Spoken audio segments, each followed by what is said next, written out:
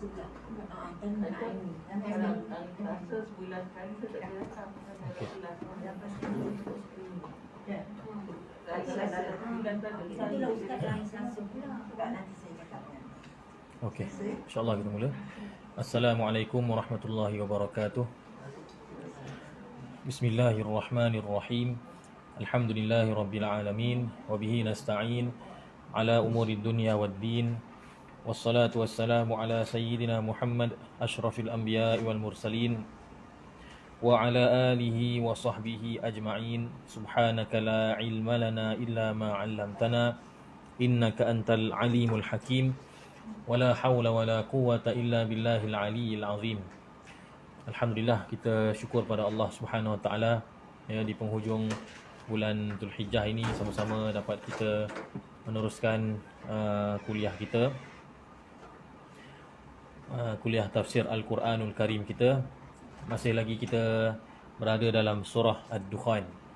Sebelum kita mulakan, sebelum kita pergi dengan lebih jauh, sama-sama kita sedekahkan Al-Fatihah kepada ya, salah seorang ulama dan juga da'i, pendakwah yang terkenal di Yaman yang meninggal dunia pada semalam, dan insya-Allah akan dikebumikan pada pagi ini di Yaman, iaitu Al-Habib Abu Bakar bin Ali Al-Mashhur Al-Adni rahimahullahu taala.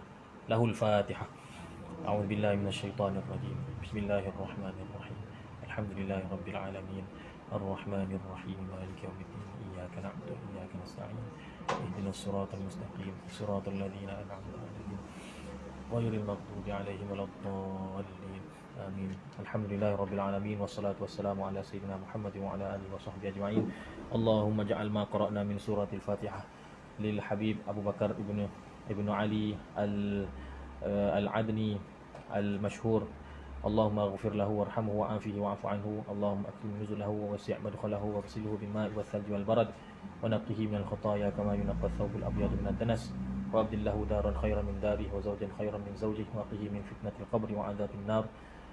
Allahumma ja'al qabrahu rawdatan min riyadil jannah wa la taj'al qabrahu hufratan min hufarin niran. Allahumma jazzihi 'anna kullal khair wa Allahumma jazzihi 'anna wa 'an ummati sayyidina Muhammadin sallallahu alaihi wasallam kullal khair ya rabbal alamin. Wa sallallahu ala sayyidina Muhammad wa ala alihi wasallam. Alhamdulillah rabbil alamin. Baik. Kita sampai pada ayat yang ke-9 pada kuliah yang lepas ya. Seingat saya ayat ke-9 tu sendiri dah dibaca kan? Ke belum?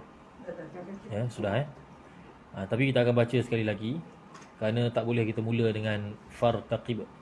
Tiba-tiba ada fa, tak sesuai lah. Kita akan, sebenarnya bal hum fi syakki yal'abun pun tak sesuai juga. Tiba-tiba bal. Tapi tak apalah. At least ada juga kaitan dengan ayat ke-10 itu. Baik. Seperti biasa saya akan bacakan dahulu sebelum kita lihat makna yang tersurat dan tersirat daripada ayat-ayat yang kita baca. A'udzu billahi minasy syaithanir rajim. Bismillahirrahmanirrahim. Bal hum fi syakkin yal'abun. Fartaqib yawma ta'tis samaa'u bidukhanin mubin. Yaghshan nasa hadza 'adzabun alim. Sadaqallahul azim. Jadi sebelum kita pergi pada ayat yang ke-10, kita nak tahu juga apa kaitannya dengan ayat sebelumnya. Ya, jadi pada ayat-ayat sebelumnya Allah Subhanahu wa taala mengatakan bahawa dialah yang sebenar-benarnya yang memiliki sifat ketuhanan. Dialah Rabb, dialah Ilah, dialah yang layak disembah, dialah pencipta segala-galanya langit dan bumi. Kemudian Allah Ta'ala menyatakan pendirian orang-orang musyrikin Quraisy. Kata Allah Ta'ala, bal hum fi syakki yal'abun. Bahkan maknanya sebaliknya, mereka bermain-main di dalam syak. Maknanya mereka bermain-main dalam keraguan. Maknanya mereka, kata Imam Al-Alusi, tidak mengatakan bahawa Allah Ta'ala itu Tuhan, Allah Ta'ala itu Rabb, melainkan hanya sekadar main-main saja, tak serius. Dan juga dalam keadaan syak, tidak yakin sepenuhnya. Sedangkan iman mesti yakin. Iman tidak boleh ada syak, tidak boleh ada keraguan dalam perkara hal iman.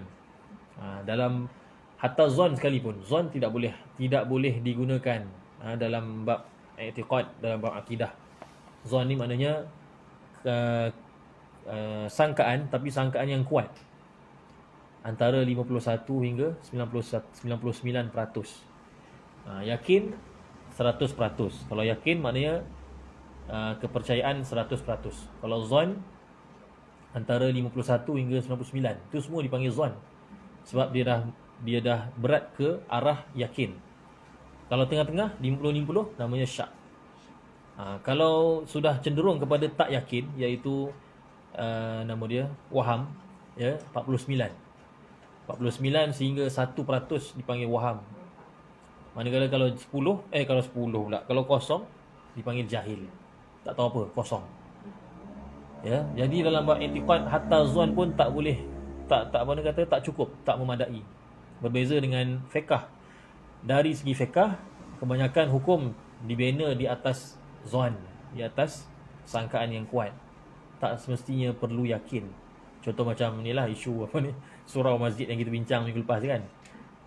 Bolehkah kita semayang di tempat semayang tahiyatul masjid yang mana statusnya sebagai masjid itu kita tak yakin, hanya zon sahaja. Kita masuk tengok macam masjid, dengan zon itu kita semayang tahiyatul masjid. Boleh ke tak boleh? Boleh.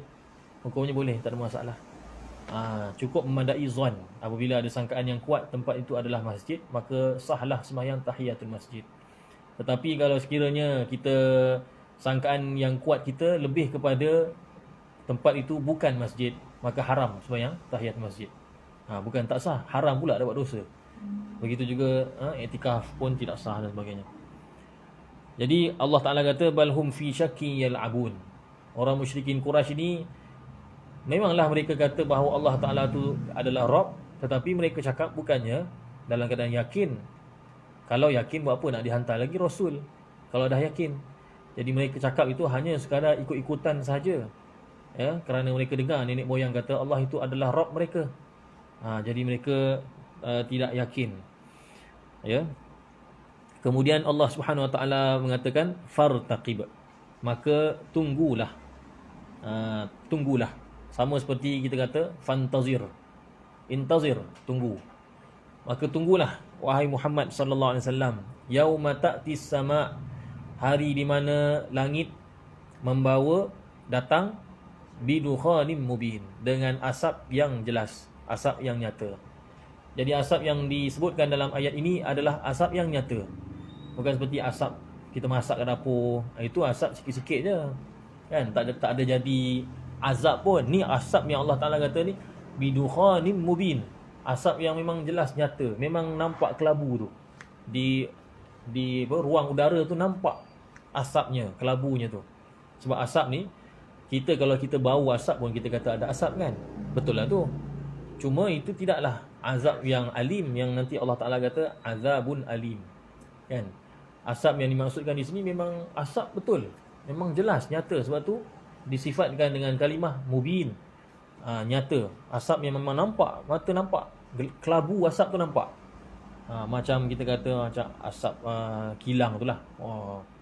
Tak ada siapa sanggup untuk ni, kan, untuk menghirup udara di situ, kan.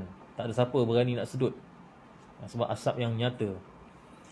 Baik, di sini Allah Ta'ala mengatakan pada Nabi sallallahu alaihi wasallam, ya, orang-orang musyrikin Quraisy ni, mereka ni tak yakin Allah Ta'ala tu sebagai Tuhan. Maka wahai Muhammad, kamu tunggulah, ya, hari di mana langit membawakan asap yang nyata. Maknanya itu adalah balasan bagi orang-orang musyrikin Quraisy yang tidak beriman dengan sebenar-benarnya kepada Allah Subhanahu Wa Taala. Nabi sallallahu alaihi wasallam disuruh tunggu, bukanlah kerana Nabi sallallahu alaihi wasallam sendiri terlibat dengan azab itu, tidak. Tapi Nabi sallallahu alaihi wasallam disuruh tunggu untuk melihat bagaimana akibat orang-orang yang tak mahu beriman kepada Allah Subhanahu Wa Taala. Ya, jadi azab yang dijanjikan ialah asap. Azab yang dijanjikan ialah asap. Para ulama berbeza pandangan berkenaan dengan asap di sini. Asap apa yang dimaksudkan? Asap tu macam mana? Bila turunnya? Ya, adakah ianya memang Adakah ayat ini menceritakan memang menceritakan sesuatu yang sudah pun berlaku, hanya sekadar cerita saja? Atau Quran ini, ayat ini ceritakan tentang apa yang bakal berlaku? Di situ ada beberapa pandangan ulama.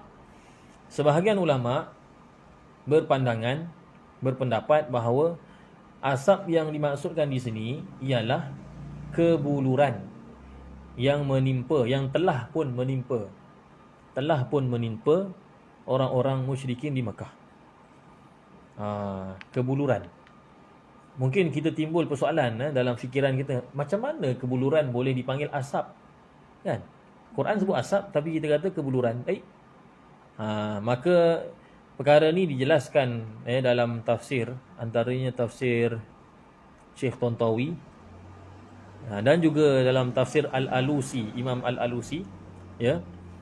Mereka mengatakan bahawa sebahagian orang Arab bila mereka mengatakan ada keburukan yang menimpa secara meliputi, maknanya sesuatu keburukan, contoh macam wabak lah kan, yang menimpa pada satu masyarakat secara menyeluruh, semua kena.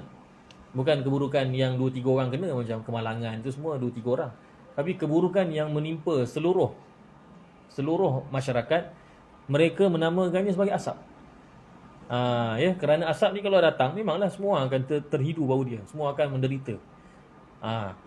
Jadi apa-apa keburukan, kalau sekiranya meliputi masyarakat, maknanya benda tu memang kena pada, melibatkan semua orang merasa keburukan tersebut, maka itu dipanggil asap. Sebahagian orang Arab mengatakan begitu. Demikian yang disebutkan oleh Imam Al-Alusi dalam tafsirnya. Maka kalau begitu, betul lah. Kerana kebuluran yang menimpa kepada penduduk Mekah, ya, sebelum ayat ini diturunkan, ya, kebuluran itu memang kebuluran yang dirasai oleh semua. Hujan tak turun, kemudian tanam-tanaman semuanya tak menjadi, binatang ternakan banyak yang mati, sehingga kan mereka ni hanya makan, mereka terpaksa makan bangkai. Yalah, sebab haiwan mati tak sempat disembelih, maka mereka makan bangkai dan juga apa yang boleh dimakan, kayu-kayu dan sebagainya. Ya. Ini adalah pendapat Ibnu Mas'ud. Abdullah bin Mas'ud antara yang berpandangan demikian. Bahkan beliau meriwayatkan hadis dalam Sahih Bukhari, ya, yang mengatakan bahawa apabila Nabi SAW ditimpa ujian, maknanya tentangan daripada orang Quraisy, Nabi SAW pernah berdoa, wahai Allah, jadikan ataupun berikan kepada mereka tahun-tahun seperti tahun-tahun yang berlaku pada zaman Nabi Yusuf. Kan 7 tahun kan Nabi Yusuf, pada zaman Nabi Yusuf berlaku kemarau dan kebuluran. Nabi SAW pernah berdoa begitu, ya Allah, turunkan tahun-tahun seperti mana tahun-tahun Nabi Yusuf. Maka memang semua orang dalam keadaan lapar, terpaksa makan tulang, makan bangkai. Dan bangkai pun bukan ada daging, semua haiwan jadi kurus. Mereka makan tulang. Tak tahulah macam mana makan tulang ini dimaksudkan, kan? Sup tulang lah kot. Kan? Macam kita ni lah, kedai korban kan, berebut orang makan tulang kan. Orang Arab dulu dia tak makan tulang buang. Bila terdesak baru makan tulang. Kita ini tulang tu kita nak ambil. Tulang mahal, tulang pun mahal, jangan main-main. Tulang pun mahal, kan? Berebut. Saya dari korban itu sampai tak dapat apa. Satu bungkus pun tak dapat. Saya buat dekat kampung, dekat Banting, tak dapat apa.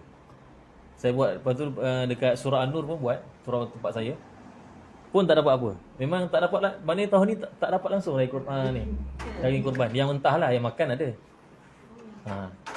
Sebab apa? Sebab Allah, lupa nak pakai. Sebab apa?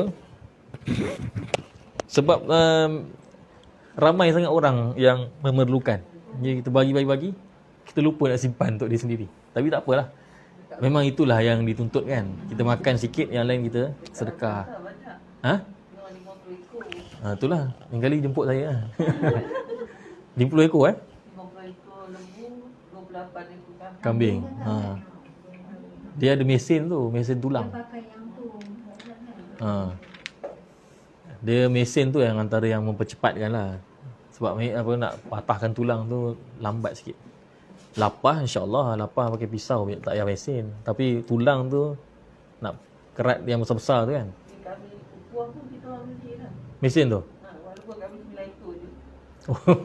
Guna setahun sekali. Tak tahu orang bagi ke orang sewakan ke tak, tapi Ah. tulang cepat kan. Mesin tu 40,000. Ya. Surah An-Nur ada tapi mesin yang tak berkualiti sangat lah. Mesin dia harga 3,000 lah. Jauh beza lah. Mesin tu diorang kata ni untuk ayam ni sebenarnya. Tapi duk guna untuk tulang memang tak jadi sangat lah. Tak lancar sangat lah. Kalau yang betul-betul mesin yang potong tulang kambing, potong lembu, harga dia 40,000. InsyaAllah lah. Kita pun dalam perancangan juga nak beli benda tu. Buat wakaf. Kita buat wakaf. Jadi orang dapat pahala lah. Jadi mereka ni terpaksa makan tulang. Kerana apa? Kemarau yang sangat memudaratkan mereka. Abdullah bin Mas'ud yang berpegang pada pendapat ini, dia kata apa? Antara bukti yang menunjukkan bahawa dukhan ataupun asap di sini ialah azab yang memang sudah berlaku, iaitu kemarau yang sudah berlaku. Bukannya ayat ni ceritakan akan datang, tapi yang sudah berlaku. Antara dalilnya ialah apa dia? Kata Allah Ta'ala, inna kashiful azabi qalila. Ayat yang ke-15 tu, jauh sikit. Jadi Abdullah bin Mas'ud kata, Allah Ta'ala kata, Allah sudah pun mengangkat, sudah pun menghilangkan azab itu. Jadi itu menunjukkan bahawa ayat ini menceritakan tentang azab yang sudah berlaku, bukan yang akan berlaku. Yang sudah berlaku dalam sirah ialah kemarau. Itulah dia maksudnya. Kata Abdullah bin Mas'ud, kalaulah ayat ini cerita tentang dukhan, iaitu asap yang akan keluar pada hari kiamat ataupun tanda hari kiamat, maka tak adalah dikatakan bahawa sudah diangkat azab itu. Itu hujahnya lah. Hujah Abdullah bin Mas'ud yang mengatakan demikian. Baik. Pendapat kedua pula mengatakan bahawa dia kata tak. Ini pendapat ni ramailah yang pegang. Dukhan ataupun asap di sini ialah merujuk kepada asap yang akan keluar sebelum kiamat, yang merupakan salah satu daripada tanda-tanda kiamat. Kan? Asap ini kata Imam Qurtubi rahimahullahu taala, ia akan keluar selama 40 hari dan ia akan meliputi langit dan bumi. Mana pergilah mana pun akan ada asap. Memang tak akan dapat lari. Seluruh langit dan bumi, bukan bumi je, langit pun pergi naik atas pun macam tu juga ada asap. Tetapi untuk orang mukmin, mereka akan rasa seperti mereka akan, kesannya ialah mereka akan mendapati selesema biasa saja. Zukam. Bahasa Arab kata zukam. Mereka akan, kerana asap tu, mereka akan dapat selesema biasa. Selesema biasa saja. Adapun untuk orang-orang kafir dan orang-orang yang fajir, iaitu pelaku-pelaku dosa, ahli maksiat, na'udzubillah min zalik, mereka ni akan, asap tu akan masuk dalam hidung mereka dan akan keluar daripada telinga-telinga mereka. Tu Melayu kata telinga berasap tu. Ya. Dan asap itu bagi orang kafir dan orang fajir adalah kesan daripada api neraka Jahannam. Bagi orang kafir, asap tu adalah neraka, serpihan daripada asap neraka Jahannam. Asap yang sama Allah boleh jadikan untuk orang mukmin begini, untuk orang kafir begini. Tu hebatnya Allah Ta'ala. Asap yang sama. Ya. Dan mereka akan tersiksa lah. Mungkin membawa pada kematian ke, wallahu alam. Ya, itu asap yang dimaksudkan. Dan dalam hadis pun ada menyebutkan bahawa hadis Huzaifah bin Usaid Al-Ghifari, ya, Nabi SAW melihat para sahabat ni saling bermuzakarah, berbincang tentang hari kiamat. Maka kata Nabi SAW masuk dan Nabi SAW pun mencelah. Nabi SAW kata, la taqumus sa'atu hatta tarau 10 ayat. Tidak akan berlaku kiamat sehinggalah kamu melihat 10 tanda. 10 tanda. Dia sebenarnya banyak lagi, tapi 10 ni lah yang utamanya. Pertama apa dia? Tulu'us syamsi min maghribiha. terbit matahari daripada sebelah barat. Yang kedua, ad-dukhan, asap. Tu asap. Hadis ni menjadi dalil bagi pendapat kedua. Yang kedua ialah asap yang dikatakan tadi 40 hari. Yang ketiga, dabbah, satu makhluk yang aneh yang keluar daripada bumi. Yang keempat, khuruju Ya'juj wa Ma'juj, keluarnya Ya'juj Ma'juj. Ini telah kita cerita dengan panjang lebar dalam tafsir surah Al-Kahfi hari tu. Yang kelima, turunnya Nabi Isa AS. Yang keenam, Dajjal. Dajjal keluar. Dajjal selama ni dirantai, memang tak keluar. Tapi pada suatu hari nanti apabila orang sudah lagi tidak menyebut nama Allah di atas muka bumi ni, maka dia keluar. Kemudian yang ketujuh, berlakunya 3 gerhana, iaitu 3 gerhana tu ialah gerhana di timur, gerhana di barat dan gerhana di Jazirah Arab, maknanya di Arab Saudi, di Hijaz. Timur, barat dan tengah-tengah. Arab ni kalau kita tengok, dia tengah-tengah kalau kat peta. Jadi 3 tu ada akan berlaku gerhana. 3 tu dikira satu tanda. 7, yang ketujuh. Yang ketujuh Yang ke-8, keluarnya api daripada Aden. Aden ni tempat di Yaman lah. Keluarnya api daripada tempat tersebut yang akan mengakibatkan manusia semua akan lari dan berhimpun. Akan berhimpun di mana? Di dalam ni tak disebutkan. Rasanya di Syam, tak silap. Orang akan lari dan menuju ke utara dan berhimpun di, kalau tak silap saya di sama lah, Syam, Palestin lah. Syam tu lagi zon besar dia Syam lah. Palestin kecil. Syam ni meliputi Lebanon, Syria, Jordan, Palestin, sebahagian Iraq. Itu semua dipanggil Syam lah.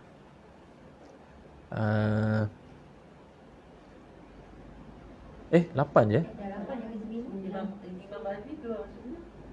Oh, mungkin Wallahualam, saya pun tak kira, baru kira hari ni. Tadi sebut 10 kan? Tapi di sini sampai sini je, dia berhenti sampai ni je, api itu saja. Ni kena tengok balik dalam kitab asal. Sebab yang ni, hadis ni dinukilkan dalam tafsir Ibn Kathir. Kena rujuk balik kitab asalnya, iaitu tafsir Ibn Kathir. Itulah, setakat itulah yang ada kan. Sampai yang ke-8 je ada. Atau mungkin gerhana tu kira satu-satu. Cukup tak kalau kira satu-satu? Cukup lah. Tadi 3 kita kira satu kan. So ada 2 lagi. So 9, 10. Betul lah.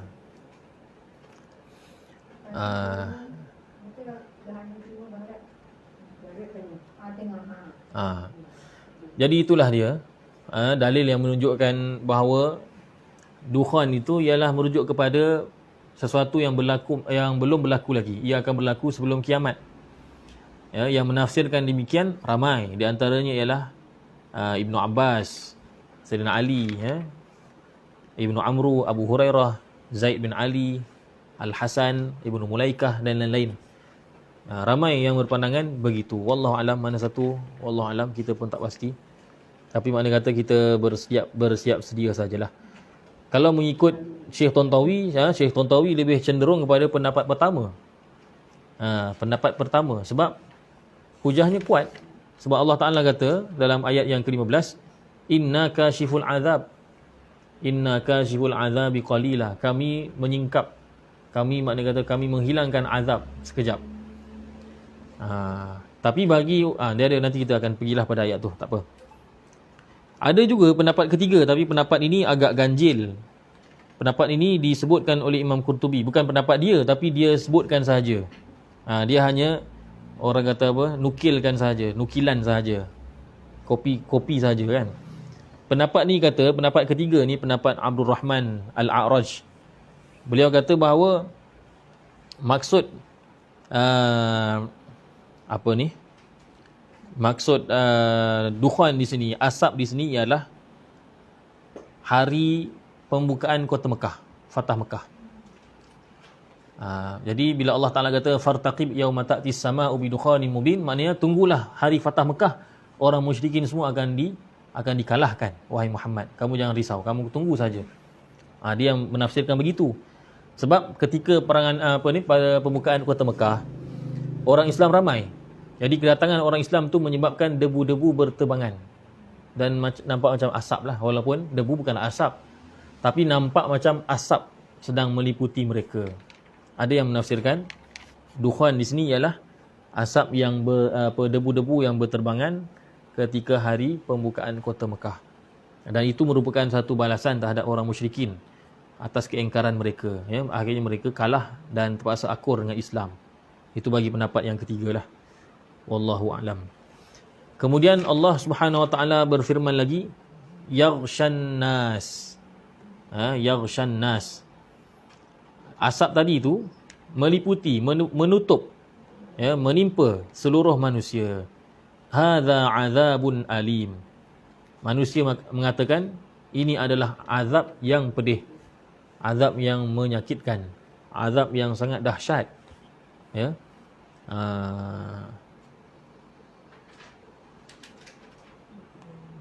Okey. Kemudian ya kasyannas hadza azabun alim.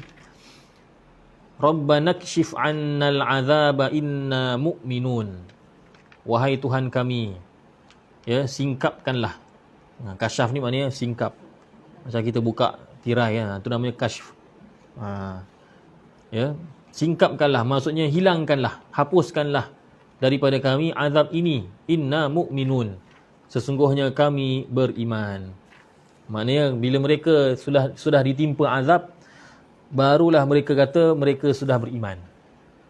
Barulah mereka mengatakan mereka sudah beriman. Bagi pendapat Ibnu Mas'ud, maknanya jelaslah ayat ni.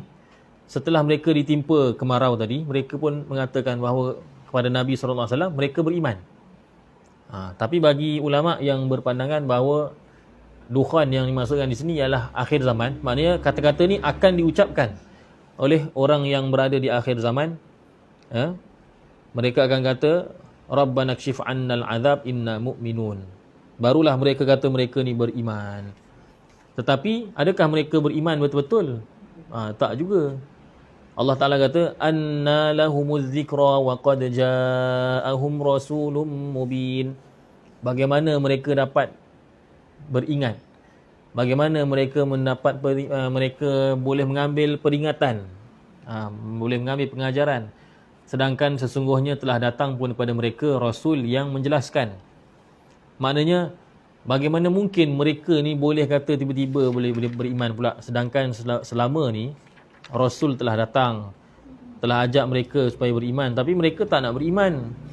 Kan? Mereka menolak. Mereka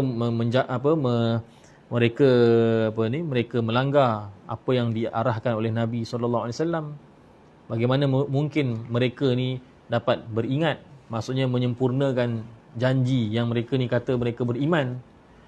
Sedangkan sebelum ni sudah pun diutuskan pada mereka rasul, tapi mereka tak beriman pun. Mereka tak ikut pun.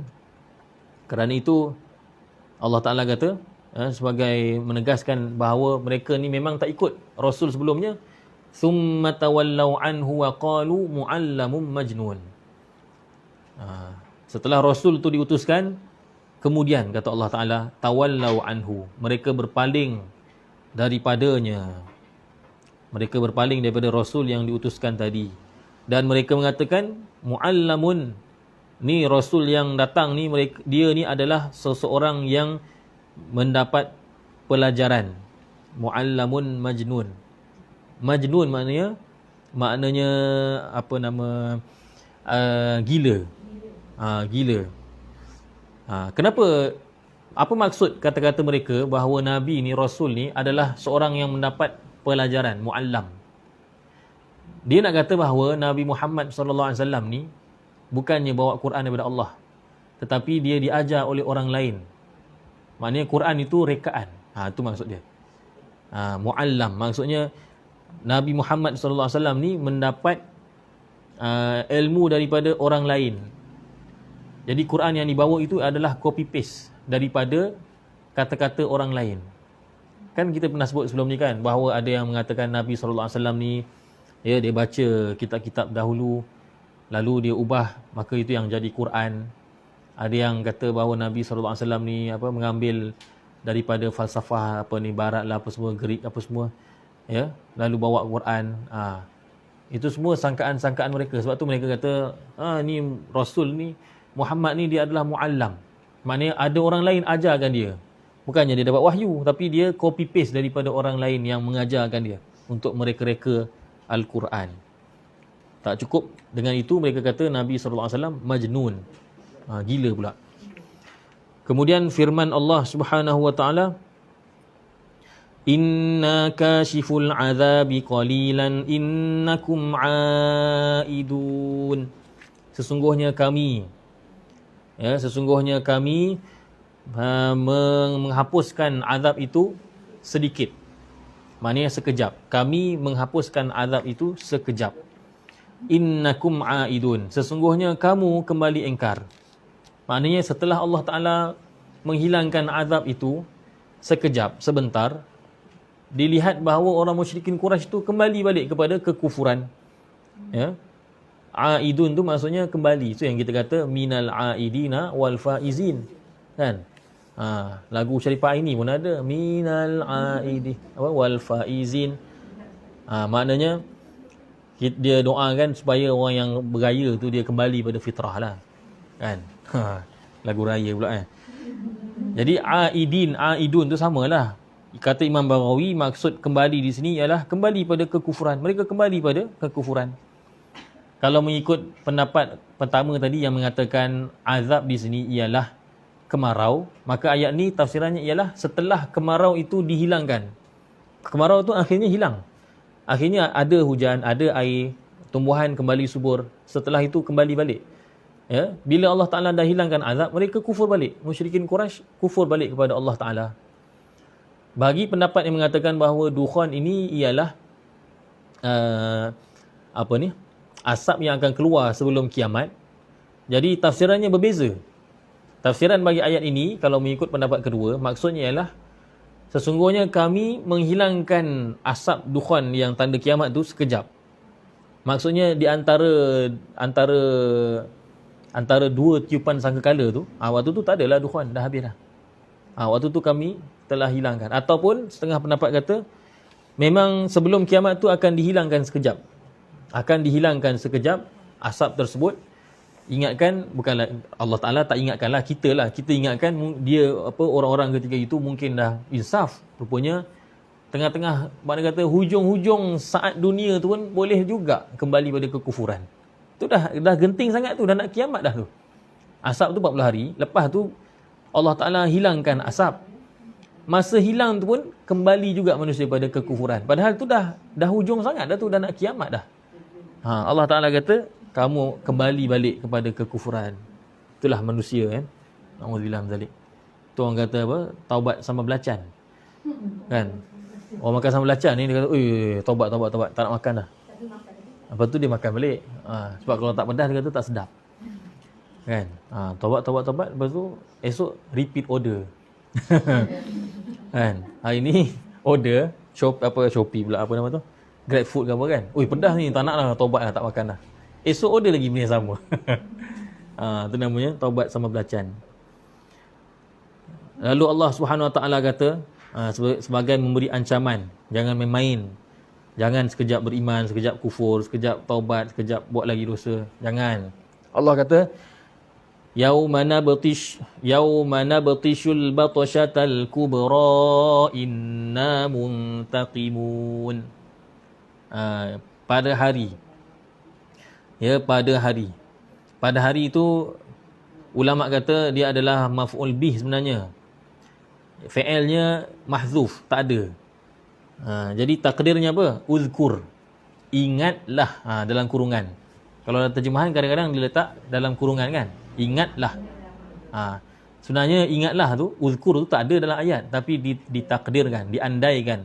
Kalau tidak, tak boleh kita nak baca tiba-tiba balik atas yauma nabtishul.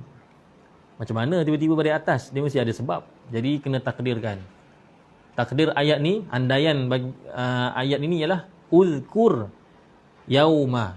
Yauma jadi maf'ul bih. Ingatlah hari di mana nabtishu, kami membinasakan.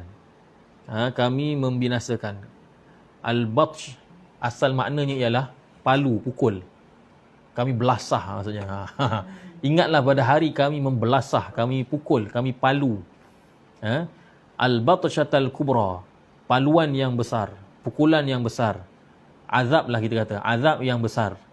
Inna muntaqimun. Sesungguhnya kami membalas. Intiqam ni maknanya membalas. Kami akan balas. Kami akan bagi balasan pada orang yang main macam ni. Jadi Allah Ta'ala peringatkan kita tentang hari di mana adanya pembalasan yang paling besar. Al-Batsyatal Kubra. Ulama berbeza pandangan ya, dalam nak menentukan apakah tafsiran Al-Batsyatal Kubra yang diperingatkan oleh Allah Subhanahu Wa Ta'ala dalam ayat ini.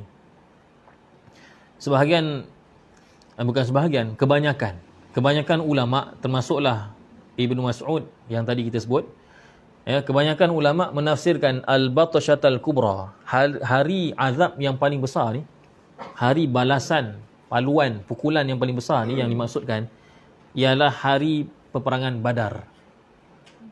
Kerana hari itu memang hari di mana Allah Ta'ala membalas kepada orang musyrikin Quraisy. Mereka memang kalah besar, kalah teruk, dan menjadi satu perkara yang memalukan pada mereka sebab mereka sebelumnya bangga konon-konon akan menang. Jadi kebanyakan ulama menafsirkan yauma nabtishul batsyatal kubra itu maksudnya ialah ingatlah hari peperangan Badar yang mana kami telah membalas pada orang musyrikin Quraisy. Itu satu tafsiran. Ada juga yang mengatakan bahawa al-batsyatal kubra itu ialah hari akhirat. Hari akhirat. Kan? Ini adalah pandangan Al-Hasan Al-Basri, Ikrimah, Ibnu Abbas. Di kalangan ulama ada juga seperti Az-Zajjaj. Ya, mereka ni sama ada di kalangan ahli tafsir, di kalangan sahabat, tabi'in ataupun ulama, mereka ni berpandangan bahawa al-batsyatal kubra itu ialah yaumul qiyamah, hari kiamat, hari akhirat. Baik. Kemudian firman Allah Subhanahu Wa Taala lagi. Ni dah masuk cerita lain lah. Ni masuk cerita Fir'aun. Kenapa selalu sangat cerita Fir'aun, Nabi Musa, Bani Israel ni selalu sangat masuk dalam ayat-ayat yang kita baca ni. Kita pergi surah Kahfi ada, pergi surah Toha ada, Ad-Dukhan pun ada juga. Ada saja. Kan? Kata para ulama, ya, sebab Nabi SAW ni berhadapan dengan orang-orang Yahudi kan. Jadi perangai Yahudi ni memang tak ubah, tak ada beza sangatlah dengan perangai umat-umat terdahulu.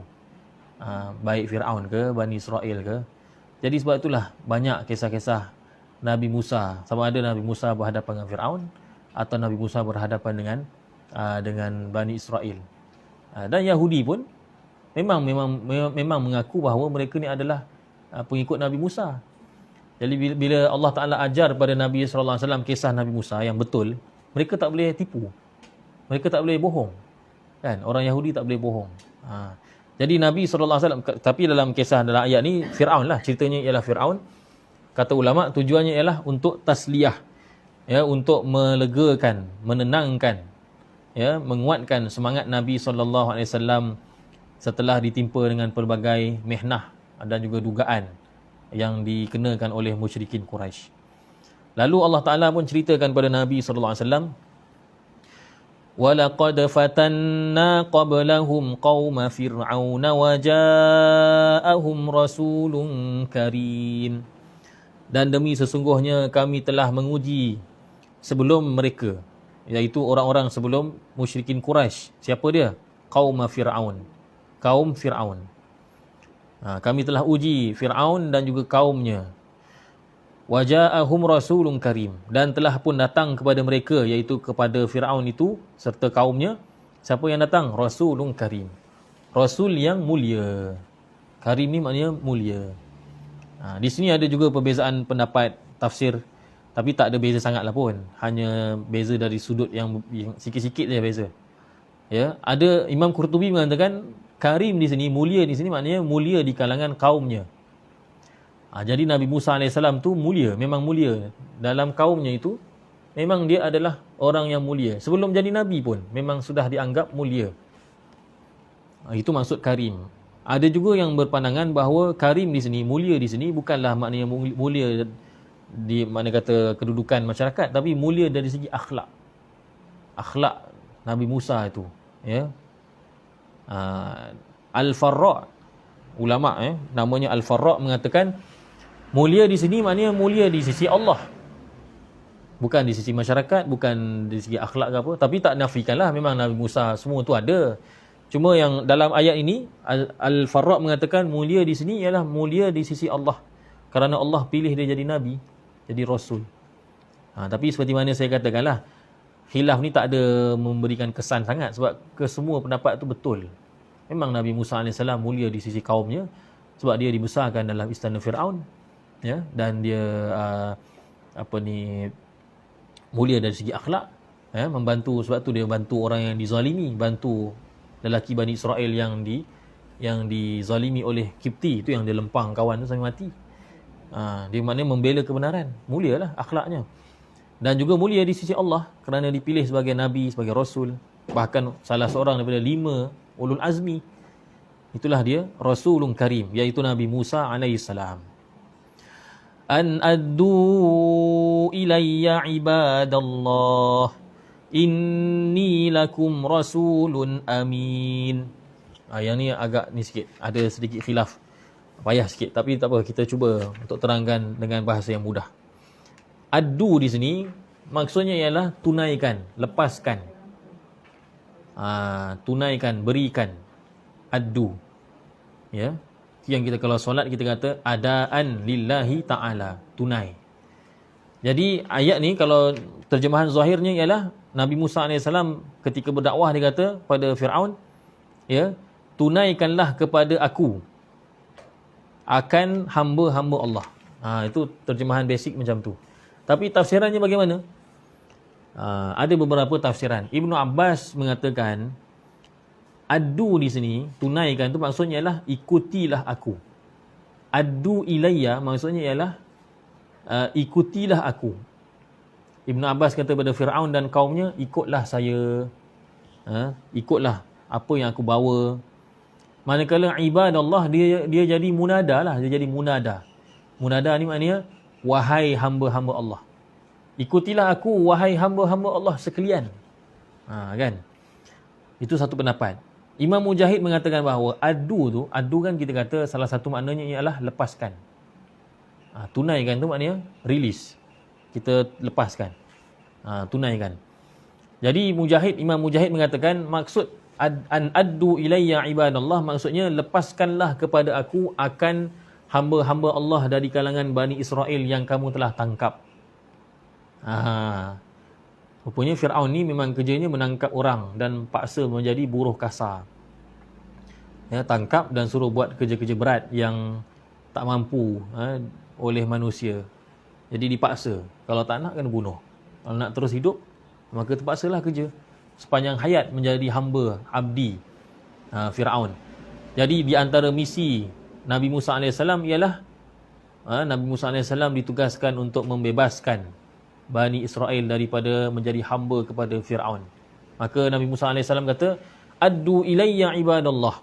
Lepaskanlah wahai Firaun, lepaskanlah hamba-hamba Allah, iaitu Bani Israel. Lepaskan Bani Israel, jangan dikongkong, jangan ditangkap, jangan dijadikan hamba. Itu pun satu tafsiran yang bagus.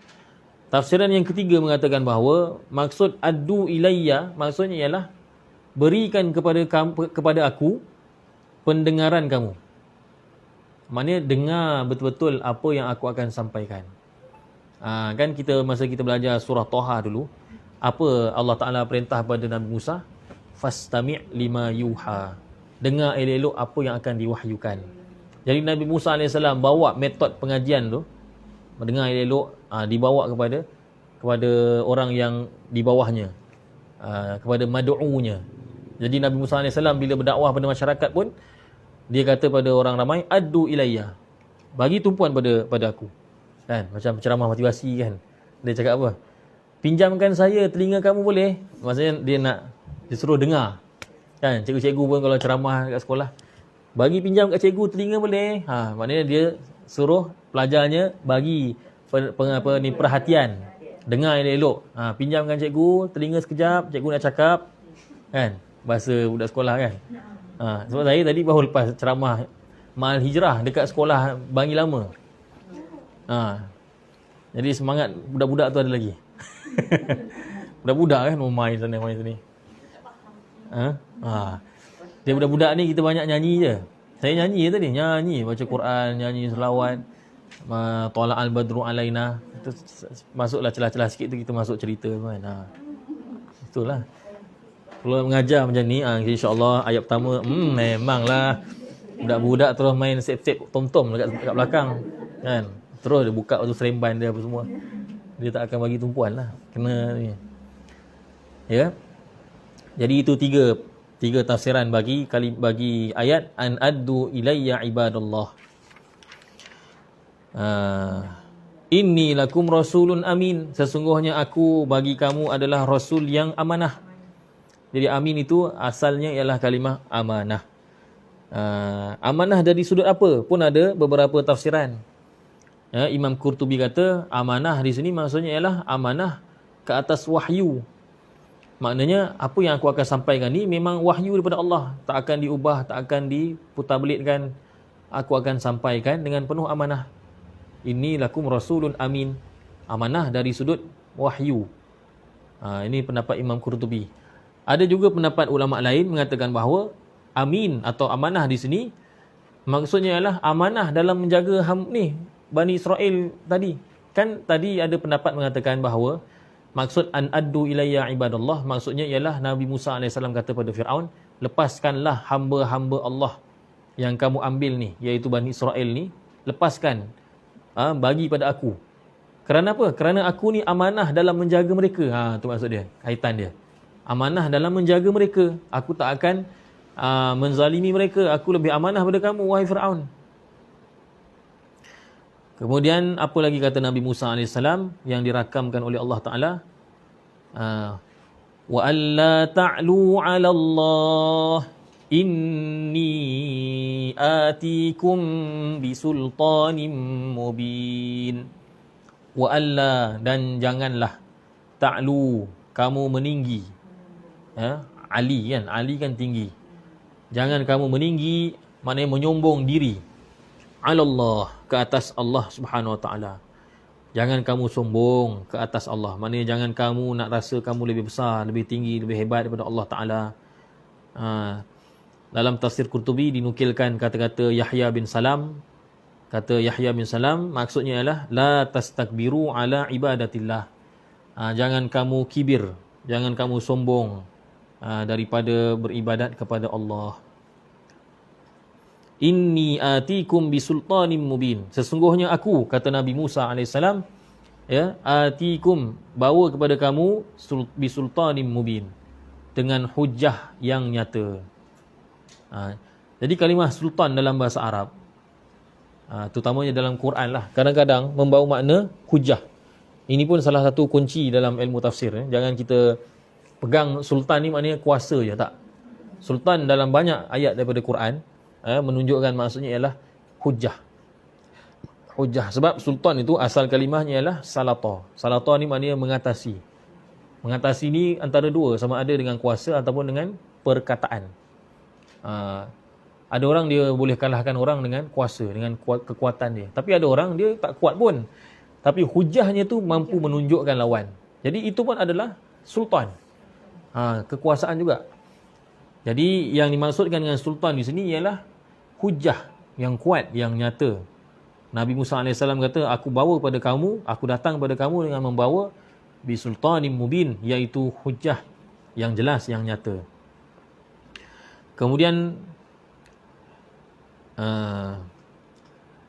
kata Nabi Musa AS lagi, seperti mana yang dirakamkan oleh Allah Ta'ala, wa inni uztu bi rabbi wa rabbikum an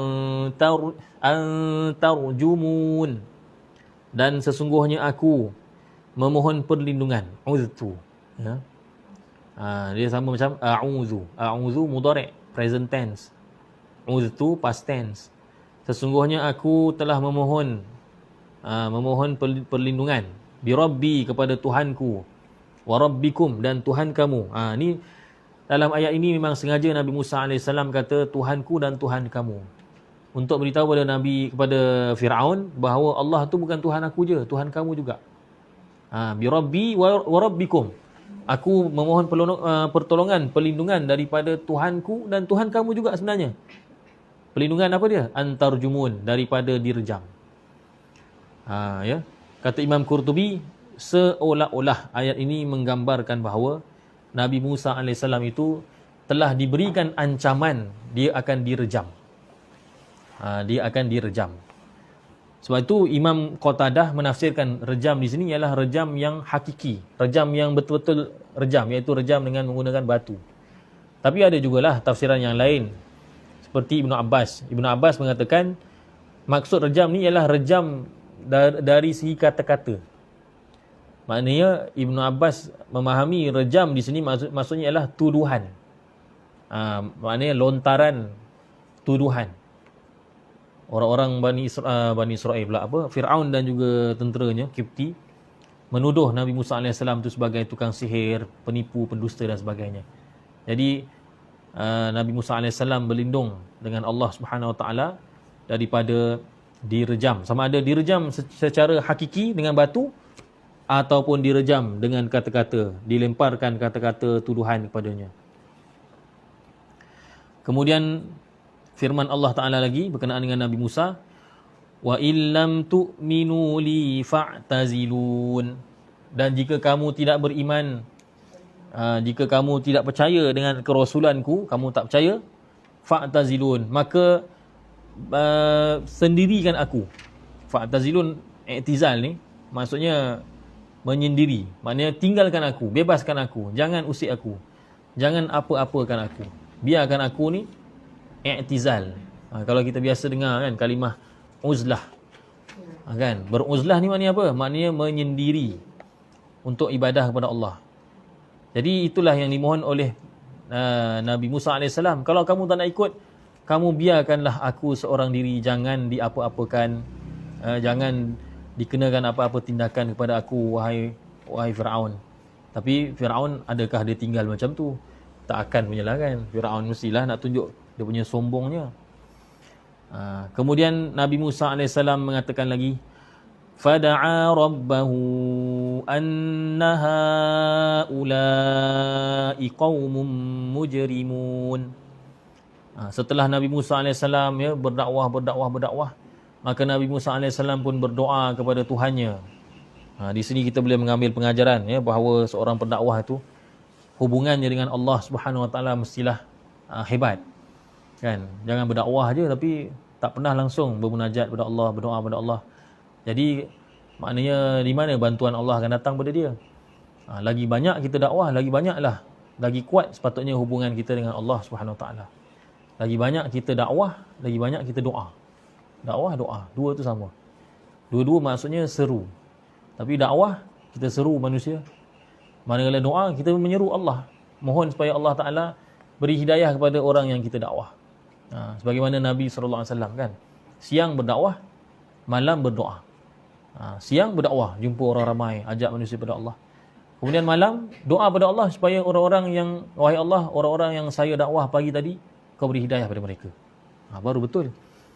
Fada'a rabbahu, maka Nabi Musa AS pun berdoa pada Tuhannya dengan mengatakan apa dia? Annaha ula'i qaumun mujrimun, sesungguhnya mereka ini adalah orang-orang yang mujrim, iaitu kaum yang berdosa. Ya Allah, maknanya Nabi Musa AS merintih kepada Allah, mengadukan hal keadaan kaumnya yang banyak melakukan kejahatan. Lalu bila aduan sudah diangkat ke atas, Nabi Musa AS sudah mengadu pada Allah, maka ada tindakan, ada arahan, kan? Macam kita buat aduan, adalah apa perintah seterusnya adalah. Maka Allah Ta'ala pun perintahkan Nabi Musa AS untuk bawa keluar, hijrahkan. Kan, kita pun sekarang ni menyambut ma'al hijrah. Wahai Musa, kamu hijrahkan, keluarkan Bani Israel yang beriman itu daripada Mesir, keluar. Pergi ke mana? Pergi ke Sinai. Sinai tempat aman. Maka Allah Ta'ala kata, fa'asri bi'ibadi laylan innakum muttaba'un. Maka Allah Ta'ala perintahkan kepada Musa AS, asri, maknanya perjalankanlah. Asri ni asalnya pada asra. Asra memperjalankan. Subhanallazi asra. Kalau sara berjalan, kan, dia kalau berjalan dia sendiri berjalan, sara. Tapi kalau dia bawa orang lain keluar jalan, asra, tambah alif. Jadi kalau fi'il amarnya asri. Wahai Musa, bawa berjalan. Maknanya keluarkan Bani Israel, bawa mereka berjalan. Bawa siapa? Bi'ibadi, hamba-hambaku. Ulama tafsir mengatakan, kenapa Allah Ta'ala tak kata bi Bani Israel, fa'asri bi Bani Israel, atau fa'asri bihim, bawalah mereka keluar. Tak, Allah Ta'ala kata fa'asri bi'ibadi, bawalah hamba-hambaku keluar. Kata ulama, itu menunjukkan betapa Allah Ta'ala ni memberikan inayah, pemerhatian, sayangnya Allah Ta'ala kepada Bani Israel. Allah Ta'ala menggunakan lafaz yang menunjukkan sayangnya, rahmatnya Allah Ta'ala pada mereka. Lalu dikatakan fa'asri bi'ibadi. Ni semua hamba-hamba aku ni. Bani Israel ni semua hamba-hamba aku. Maknanya ada di situ ada penzahiran rahmat Allah Ta'ala pada mereka, kasihannya Allah Ta'ala pada mereka. Ni semua hamba-hamba aku, kamu bawa keluar. Allah Ta'ala tak kata bawa keluar Bani Israel. Tak. Allah Ta'ala kata ni hamba-hambaku, bawa keluar. Ya. Fa'asri bi'ibadi lailan, pada waktu malam. Kan? Macam kita, Nabi kita SAW pun berhijrah waktu malam. Kan? Daripada apa ke nama? Daripada Mekah, daripada rumah Nabi SAW ke rumah Abu Bakar As-Siddiq malam. Kemudian dari rumah Abu Bakar As-Siddiq menuju ke Gua Thur pun malam. Kemudian 3 hari Nabi SAW dengan Sayyidina Abu Bakar duduk di Gua Thur. 3 hari. Tak bergerak, duduk situ saja. Kan? Sebab apa? Sebab memang saja Nabi SAW berstrategi macam tu. Supaya apa? Supaya bila orang-orang musyrikin Quraisy kan, bila dia tengok Nabi dah tak ada, mereka siap rasa tertipu pula kan, kena pasir, ditabur pasir atas kepala mereka. Jadi mestilah selama 3 hari tu semangat mereka nak mencari Nabi SAW tu berkobar-kobar. Kemarahan mereka meluap-luap. Kan? Kurang hajar betul. Carilah sungguh-sungguh. Tapi biasa semangat orang ni 3 hari je lah kan. 3 hari je lah. Lepas tu dah ceroy. Dah lemah dah. Dah lemau. 3 hari je. Lepas 3 hari dah tak ada. Kan? Macam apa-apalah. Macam kes-kes apa semua kan. Orang akan kata, tak boleh ni. Kita kena menuntut keadilan. Habis 3 hari. Tak ada siapa dah. Balik rumah semua. Jadi lepas 3 hari Nabi SAW tahu tak ramai lagi dah yang bersemangat nak cari. Maka barulah Nabi SAW keluar. Kan? Dah tak ada lagi dah orang. Masa 3 hari tu memang rancak. Semua orang mencari Nabi SAW kan? Sama ada hidup atau mati akan diberikan hadiah kan? Siapa yang berjaya bawa Nabi SAW. Jadi Nabi SAW keluar selepas 3 hari. Lepas tu dari Gua Thur menuju ke Madinah pun Nabi SAW berjalan waktu malam. 8 hari naik unta. Berjalan waktu malam. Waktu siang Nabi tak berjalan. Nabi sembunyi. Nabi berehat, tidur. Malam baru bergerak. Kerana malam lebih selesa, lebih sejuk kan. Dan orang tak nampak. Memang dulu mana ada lampu jalan kan. Bukan macam Highway Plus tu ada lampu. Pandukan bintang. Wallahualam tak pastilah. Bintang lah. Biasa Arab bintang. Kan? Sedangkan yang ada lampu pun masih lagi tak selamat kan. Ini kan pula keadaan tak ada lampu. Baru ni saya dengar dekat Lekas. Kesas tak adalah. Kesas memang 24 jam rancak di situ. Tak ada siapa ni. Lekas ni kalau malam bahaya. Jadi ada tu ustaz tu, imam dekat kawasan-kawasan Kajang ni jugalah, imam surau besar. Katanya dirompak, wallahualam. Masa dia balik ke kampung lah, ke Seremban ke apa. Lalu lekas, dia tidur sekejap. Dia tidur. Lekas ni kalau lalu malam, jangan berhenti tidur rehat. Jangan. Sebelum ni saya pernah dengar ada kes rogol dekat perhentian. Itu perempuan. Ini lelaki ustaz. Tapi sebaik dia ni pun jenis boleh tahan juga. Bila dah dia dikepung oleh Samsing tu, dia terus pecut minyak. Laju. Yang geng-geng tu ikut. Kejar, tapi akhirnya dia tak ikut dia tapi mana kata kuat juga semangat dia. Kalau orang lemah semangat memang dah bagi terus, bagi semua duit. Itu yang ada lampu tu Lekas, tapi Lekas tu memang gelap. Walaupun ada lampu, dia kawasan tu memang sunyi sikit. Sebab tu tak ada orang berani buka kedai dekat R&R Lekas tu. Tak ada. Kalau mau berantu ni. Tak pasal panggil Darul Syifa. Jadi oleh kerana malam ni mana kata gelap, dan Firaun dan tenteranya aktif waktu siang. Allah Taala kata fa asri bi ibadi lailan, pada waktu malam. Perjalankan hamba-hambaku pada waktu malam, innakum muttabaun, sesungguhnya kamu akan diikuti. Apa maksudnya diikuti? Maksudnya akan dikejar. Kamu nanti akan dikejar oleh Firaun. Allah dah bagi tahu siap-siap kepada Nabi Musa AS, nanti Firaun akan kejar kamu. Itu yang nanti kita akan bicarakan, ya. 1000 pula, mana maunya 1 juta tentera Firaun mengejar Bani Israel. Bani Israel jumlahnya 620 orang, manakala Firaun dan kuncu-kuncunya, pengikutnya 1 juta. Bayangkan, hampir 2 kali ganda. 1 juta lawan 620,000 orang. Dan bayangkan pula macam mana Nabi Musa AS nak kontrol 620 orang tu, 620,000 orang. Kan? Orang yang anak 6 pun dah kelang kabut, tak cukup tangan. Anak 6. Saya anak 4 pun dah pening. Kan? Seorang nak ambil air mandi tak habis-habis, tak siap-siap. Seorang lagi main kat koridor, benda main pasir lah benda. Seorang lagi makan pun tumpah tak habis-habis. Tadi berapa jam nak habiskan nasi pun lama. Kan? Seorang lagi duduk tengok TV depan macam tu. Itu baru 4 orang anak. Bagaimana Nabi Musa AS nak menjaga 620,000 orang dengan karinah yang pelbagai. Masya Allah. Nanti kita akan bicarakan pada kuliah yang akan datang insya-Allah. Wallahu alam, yang baik datang daripada Allah. Sekiranya ada salah silap, saya mohon maaf daripada tuan-tuan perempuan, dan keampunan daripada Allah Subhanahu Wa Taala. Sekejap kita tutup dulu. Nanti kan lagi lama. Subhanallah bihamdihi, subhanakallahumma wa bihamdika, asyhadu an la ilaha illa anta, astaghfiruka wa atubu ilaik.